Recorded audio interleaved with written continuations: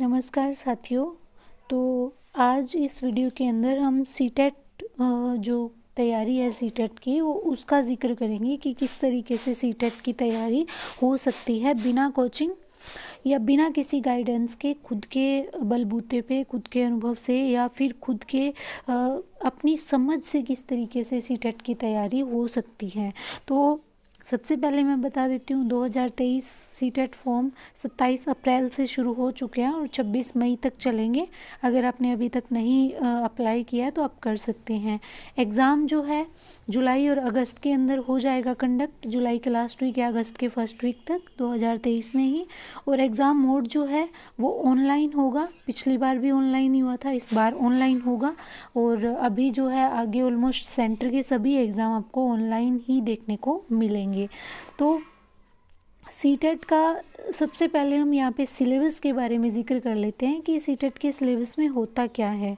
तो पेपर 1 यानी जो फर्स्ट से लेके 5th तक के जो टीचर बनते हैं, प्राइमरी टीचर बनते हैं लेवल फर्स्ट वाले, उनके लिए CDP होता है, child development and pedagogy. 30 marks का होता है। लैंग्वेज 1 जो होती है, फर्स्ट जो होती है वो 30 मार्क्स की होती है। लैंग्वेज सेकंड जो होती है वो भी 30 मार्क्स की होती है। मैथमेटिक्स होता है 30 का और एनवायरनमेंट स्टडीज़ होती है 30 मार्क्स की। तो ये होता है लेवल फर्स्ट के लिए सिलेबस। और लेवल सेकंड के लिए जो होता है बीएड वालों के लिए 6 से लेके 8th क्लास तक, पेपर 2 उसमें CDP जो होती है वो 30 मार्क्स की, लैंग्वेज फर्स्ट और सेकंड 30 की, और सब्जेक्ट जो होता है वो 60 का। सब्जेक्ट में अगर SST का जिक्र करें तो वो होती है 60 की पूरी कंप्लीट। और ये क्यों होती है? क्योंकि बीएड में SST के साथ में एक लैंग्वेज होती है, तो लैंग्वेज को अगर 30 अलग से शामिल करें तो ऐसा नहीं होता, क्योंकि लैंग्वेज ऑलरेडी यहाँ पे इन लैंग्वेज में शामिल कर दी जाती है। इसीलिए 60 मार्क्स की पूरी जो है SST होती है। एक मिनट। और जो मैथमेटिक्स और साइंस वाले होते हैं उनके 30 मार्क्स की साइंस होती है और 30 का मैथ होता है। इस तरीके से 60 नंबर कंप्लीट होते हैं। तो ये तो है सिलेबस। उसके बाद में अब जो क्वेश्चन आपके दिमाग में चलते हैं, फ्रेशर होते हैं या जो एक आधी बार एग्ज़ाम दे चुके हैं उनका क्वालिफाई नहीं होता, या जो बिल्कुल फ्रेशर है जिन्होंने अभी अभी अपना BSTC BEd कंप्लीट किया है, तो DLEd या BEd ठीक है कंप्लीट किया है, तो उन बच्चों के लिए मैं बता देती हूँ कि सबसे पहला क्वेश्चन आपके माइंड में होगा कि क्या बिना कोचिंग क्वालिफाई कर सकते हैं सीटेट को? यस ऑफ कोर्स आप कर सकते हैं। कोचिंग ज़रूरी नहीं होता, हर चीज़ के लिए आप कोचिंग के पीछे जाओ, ऐसा पॉसिबल भी नहीं होता और ज़रूरी भी नहीं होता। क्या बिना गाइडेंस के सीटेट क्वालिफाई हो सकता है? हाँ हो सकता है। क्या पहली बार में क्वालिफाई हो सकता है? बिल्कुल हो सकता है। और क्या 3 महीने काफ़ी है सीटेट के लिए? क्योंकि आपको 3 महीने का टाइम मिलने वाला है। क्या काफ़ी है इतना समय? हाँ इतना समय बहुत है। ठीक है, तो बता देती हूँ कि बिना कोचिंग क्वालिफाई कैसे कर सकते हैं।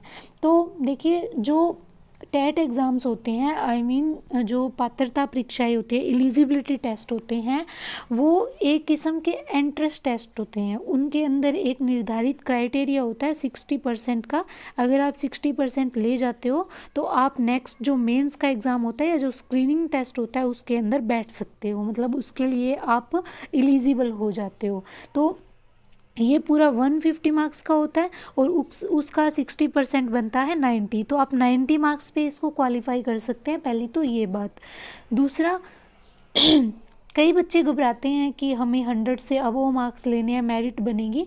तो सीटेट जो है एक एंट्रेंस टेस्ट है, एक एलिजिबिलिटी टेस्ट है, इसके बेस पे जॉब नहीं मिलेगी, तो इसके अंदर मेरिट नहीं बनती। इसमें आपको क्वालिफाई मार्क्स चाहिए होते हैं 60%, वो आप लोगे तो आप क्वालिफाई हो। आप जहाँ पे खड़े होगे, इसमें क्या होता है, ये खाली क्वालिफाई टेस्ट होता है या एलिजिबिलिटी टेस्ट होता है। इसके अंदर 90 वाले भी परीक्षा में बैठते हैं और 140 वाले भी परीक्षा में बैठते हैं, 130 वाले भी परीक्षा में बैठते हैं। इस चीज़ का मेन एग्ज़ाम पे कोई फ़र्क नहीं पड़ता। आपके कितने मार्क्स हैं सीटेट के अंदर, वो आगे DSSS या सेंटर की कोई भी टीचिंग वैकेंसी है उसके अंदर उसका कोई मेरिट का असर नहीं आएगा।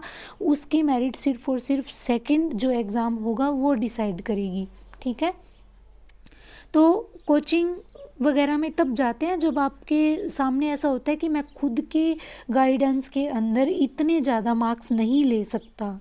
इसके अंदर आपको सिर्फ 90 मार्क्स चाहिए क्वालिफाई होने के लिए, इसीलिए आप 90 मार्क्स तो अगर आप सीडीपी में अच्छे मार्क्स ले जाते हो, लैंग्वेज 1 और सेकंड के अंदर अच्छे मार्क्स ले जाते हो, ईवीएस में अच्छे ले जाते हो, तो 90 तो आपके वैसे ही हो जाएंगे, तो घबराने की तो ज़रूरत ही नहीं है। तो ये बात हो गई कि आपको कोचिंग जाने की कोई ज़रूरत नहीं। आप कोई भी बुक खरीद लीजिए, किसी भी राइटर की, किसी भी पब्लिकेशन की एक बुक खरीद लीजिए और बड़ी ही शिद्दत से उस बुक को एक बार पढ़ लीजिए। किसी ऑनलाइन कोर्स के पचड़े में पढ़ने की ज़रूरत नहीं है, किसी भी तरीके की क्लासेस को फॉलो करने की ज़रूरत नहीं है। आप खाली एक बुक लीजिए, एक बुक आप ले लीजिए, उसमें आपको ये 5 सब्जेक्ट मिलेंगे और उस बुक को आप 1 या 2 बार अच्छे से रीड कर लीजिए, अच्छे से उसको दिमाग में बिठा लीजिए। उसमें आप ज़रूरी नहीं आप सारा का सारा सिलेबस कवर करो, उसमें से कुछ छोड़ भी सकते हैं। आप बस ये टारगेट लेके चलो कि मुझे 100 मार्क्स तक तो पहुंचना है। 100 का टारगेट रखोगे तो 90 तो आपके आराम से आ जाएंगे, ठीक है, तो फिर क्वालिफाई हो जाएगा। तो कोचिंग नहीं ज़रूरी। क्या बिना गाइडेंस, देखो गाइडेंस क्या होती है, गाइडेंस में आपको क्या बताया जाता है, क्या पढ़ना है क्या नहीं पढ़ना ये बताया जाता है, या फिर आपको वो मैटर प्रोवाइड करवाया जाता है जो आपके पास नहीं होता। तो वो सारा का सारा मैटर, अगर आपको 90 मार्क्स लेने हैं, आपको सिर्फ क्वालिफाई करना है, तो एक बुक जो है उसके अंदर सारी चीज़ें होती है। प्रत्येक बुक इस नज़रिए से पब्लिश की जाती है कि उसमें सारा मैटर दिया जाए। तो आप सीटेट के नाम से कोई भी बुक खरीदोगे, उसमें वो सारी चीज़ें होगी जो आपको किसी भी ऑनलाइन कोर्स या ऑनलाइन गाइडेंस या ऑनलाइन क्लासेस के अंदर अवेलेबल करवाई जाती है। अगर हिंदी की बात करते हैं, हिंदी में आपको ऑनलाइन क्लासेस में क्या बताते होंगे, ठीक है, समास पढ़ाते होंगे, उपसर्ग पढ़ाते होंगे, प्रत्यय बताते होंगे, तो वो सारी चीज़ें आपको बुक में मिलेंगी। तो वहाँ पे जहाँ पे प्रत्यय की पूरी 1 घंटे की क्लास आपको लेनी पड़ रही है, हो सकता है 3-4 घंटे की लेनी पड़े, वहीं पे आप प्रत्यय को अगर 2 मिनट में समझ लिया जाए कि किसी भी शब्द के पीछे जो लगता है वो प्रत्यय होता है, पीछे लगकर किसी शब्द के अर्थ को चेंज कर देता है वो प्रत्यय होता है। 2 मिनट की बात है ये सारी समझने की।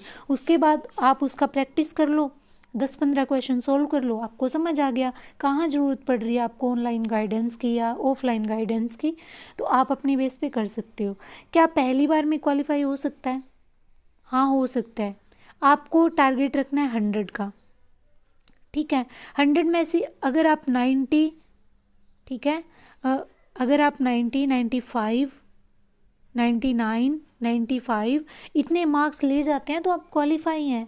तो क्या आप लैंग्वेज फर्स्ट, हिंदी, इंग्लिश, उसमें बीच में लैंग्वेज, जैसे लैंग्वेज होती है इसके अंदर 15 नंबर की आपको लैंग्वेज के चीज़ें मिलेंगी और 15 नंबर पैडागोजी की मिलेंगी। तो पैडागोजी कितनी आसान होती है, कितना आसान होता है ये बताना कि हमें किस सिचुएशन में क्या करना है, किस तरीके की विधियाँ यूज़ करनी है, ठीक है। सीडीपी में अगर सारे टॉपिक 20 हैं, उसमें से आप 10 से 15 भी कवर कर लेते हैं, 10 भी कवर कर लेते हैं, तो 15 क्वेश्चन आराम से आप सही कर सकते हैं, ठीक है। उसके बाद में मैथमेटिक्स में 15 नंबर की पैडागोजी आएगी। 15 में से 12 सही करते हो या 10 भी सही करते हो और 5-6 क्वेश्चन जो है न्यूमेरिकल के सही कर लेते हो, तो कहाँ आपको जो है ये सामना करना पड़ेगा कि आप नहीं कर पाए, नहीं करना पड़ेगा। अगर आप हर एक सब्जेक्ट के अंदर 20 या 19 इतने क्वेश्चन भी सही कर जाते हैं, या फिर किसी सब्जेक्ट में 20 से 25 या किसी में 15 या इतने, इसी हिसाब से भी अगर आप कर जाते हैं तो आप आराम से 90 मार्क्स कर लेंगे कवर, या 100 भी कर लेंगे या उससे भी ज़्यादा। क्योंकि सीटेट के अंदर फैक्ट बेस्ड जो है क्वेश्चन नहीं आते, इसमें आते हैं व्यवहारिक क्वेश्चन, अप्लाइड आते हैं। सीडीपी में आपको कभी भी सिद्धांत का नाम नहीं पूछा जाता, कभी भी सिद्धांत के अंदर क्या है वो नहीं पूछा जाता। ये पूछा जाता है कि वो सिद्धांत यूज़ कहाँ होगा, मतलब अप्लाइड चीज़ें पूछी जाती है, तो नंबर लेना आसान होता है, ठीक है। उसके बाद में क्या 3 महीने काफ़ी है? क्या एक बुक को आप रेगुलर पढ़ते हो, टाइम टेबल के हिसाब से 4 से 5 घंटे पढ़ते हो, सभी को अगर आप 1-1 घंटा देते हो तो मतलब हो गए आपके 5 घंटे, ठीक है। हर एक दिन अगर आप पूरी बुक को 5 घंटे देते हो, 5 घंटे आप रेगुलर पढ़ते हो, तो 1 महीने में आपका पूरा सिलेबस कवर हो जाएगा। और पहली बार जब रिवीजन करोगे तो आपको 15 दिन लग सकते हैं, लेकिन बाद की रिवीजन में जितना ज़्यादा हम रिवीजन करते हैं ना, उतना हमारा रिवीजन के का जो मोड होता है, टाइमिंग जो होती है वो कम होने लगती है, हमें चीज़ें जल्दी से कैच करने। एक बार पढ़ेंगे कोई चीज़ याद होगी, दूसरी बार उसको रिवीजन करेंगे, तीसरी बार उसकी रिवीजन करने की भी ज़रूरत नहीं पड़ेगी, खाली प्रैक्टिस करने की ज़रूरत पड़ेगी। ठीक है। और मेरा कहना तो ये है, एंट्रेंस एग्ज़ाम है, ज़्यादा कोई बड़ी मेरिट वाली बात नहीं है। तो अगर आप इसको एक बार करके सिर्फ प्रैक्टिस लगाते हो ना, सिलेबस को एक बार कवर करके आप सीधा प्रैक्टिस पे आ जाते हो, तो आपको कोई नहीं रोक सकता। मैंने सीटेट जो है 2 बार क्वालिफाई किया और फर्स्ट अटेम्प्ट के अंदर किया, कोई मुझे हार्ड नहीं लगा। और जितने भी मेरे टेट एग्ज़ाम क्वालिफाई हुए, मैंने कभी किसी की गाइडेंस नहीं ली, ना ही ऑनलाइन ऑफलाइन कोर्स लिया, ना ही किसी कोचिंग में मैं गई। मैंने अपने हिसाब से और अपनी स्ट्रेटजी के हिसाब से जो है, जो मैंने आपको बताई है, इसी तरीके से मेरा ये रहता है। टेट एग्ज़ाम के लिए स्क्रीनिंग का अलग सिस्टम होता है, उसमें मेरिट बनती है, उसके लिए बहुत पढ़ना पड़ता है, क्योंकि पता होता है कि इतने बच्चे होंगे तो उसमें मेरिट में आना बहुत बड़ी बात होती है। लेकिन एंट्रेंस टेस्ट के लिए मैं कभी अपना दिमाग ख़राब नहीं करती कि मुझे भर भर के नंबर लेने हैं, कुछ नहीं मिलने वाला। वहीं 90 मार्क्स वाले बैठेंगे सेकंड पेपर में, और वहीं 140 वाले बैठेंगे। तो जब कोई डिफरेंस ही नहीं है दोनों में, तो फिर ज़रूरत क्या है अपना दिमाग ख़राब करने की या बहुत ज़्यादा पढ़ने की। ठीक है।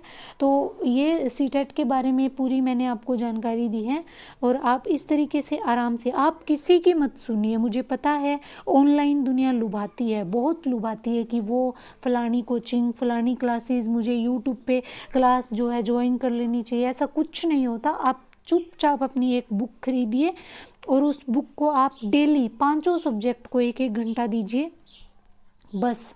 उसके बाद आपको ना ही तो डरने की ज़रूरत है, आप रिलैक्स माइंड से पेपर दे के आइए। और ऑनलाइन मोड जो होता है ना पेपर का, ऑनलाइन मोड जब होता है ना पेपर का, तो पेपर ऑफलाइन मोड जितना हार्ड कभी नहीं आता, ये माइंड में आप सेट रखना। इन 2 चीज़ों का हमेशा फ़ायदा होता है, एक तो पेपर ऑनलाइन मोड हो, मतलब CBT बेस्ड, ठीक है, और एक हो नेगेटिव मार्किंग। इन दोनों के अंदर हमेशा कैंडिडेट को फ़ायदा होता है। अगर ये होंगे ना तो पेपर इतना हार्ड नहीं आएगा, बस। तो आप जो है आराम से सीटेट क्वालिफाई कर सकते हैं। सीटेट क्या, अगर और भी कोई टेट एग्ज़ाम की आप तैयारी कर सकते हैं, तो आप कोई भी पब्लिकेशन की बुक खरीद लीजिए और उसको बड़ी शिद्दत से कवर कीजिए, क्योंकि बुक वाला मैटर ही आपको क्लासेस में मिलता है, आप चाहे माने चाहे ना माने। ठीक है।